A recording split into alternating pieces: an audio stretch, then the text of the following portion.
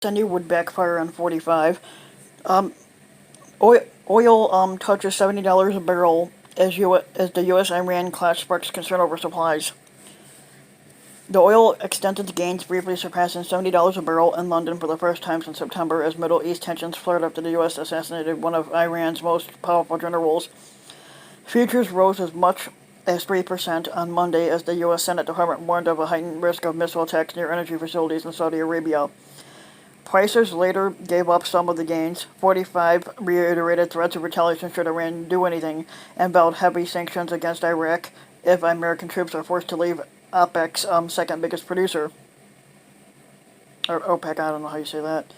The clash is fanning fears that a wider conflict could disrupt supply from the region, which provides almost a third of the world's oil.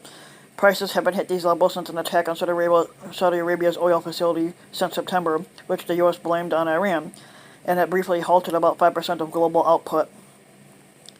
The crude oil has some more risk pricing to do, said Bob McNally, who's president of Rapidan Energy Group in Bethesda, Maryland, and former White House oil official under President George Dumbass Bush. We're going to grind through the $70 a barrel up to 80, which is Brent, as Iran calibrates and executes its retaliation.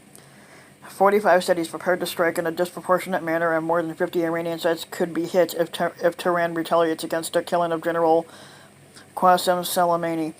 The Middle East nation said it has to settle a score with the U.S. and that it would no longer abide by limits on its enrichment of uranium. A vote by Iraq's parliament to expel U.S. troops from the country deepened the strain in the region. Brent futures rose to as high as $70.75 a barrel on ICE futures, and Europe at on ICE futures Europe and were 1% higher at $69.37 as of 1:26 p.m. in London.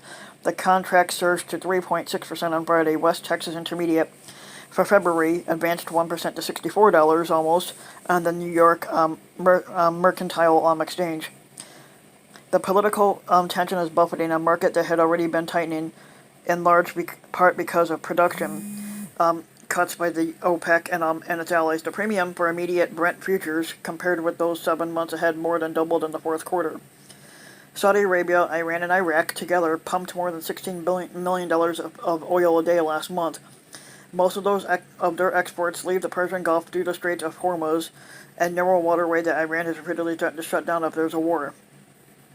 Rising tensions between the U.S. and Iran have brought turbulence in oil markets, but so far it's been short-lived. Last year, Washington blamed Tehran for sabotaging attacks on supertankers and a missile and drone attack on Saudi Arabia's crude processing plant in September, the largest single supply halt in the industry's history. Iran denied any involvement in that. There are also other signs in the oil market that people were preparing for future disruption. But validity has risen to the highest level in a month, and the cost of derivatives that insure against oil price strikes increased. 4 million barrels of options contracts that would profit from a jump in Brent crude to $95 a barrel traded for both March and September. The cost of insuring tankers could rise again after it surged in the wake of the Abqaiq attack in September. I'm not sure if I'm saying that right. Still, after climbing 23% last year, oil prices may have already reached levels that don't leave much scope for further gains. Goldman Sachs Group Inc. said an actual disruption to global supplies is needed to keep prices at current levels.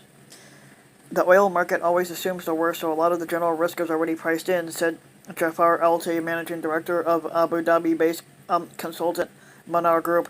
Prices at $70 a barrel already assumes the worst-case scenario, and we see them holding there.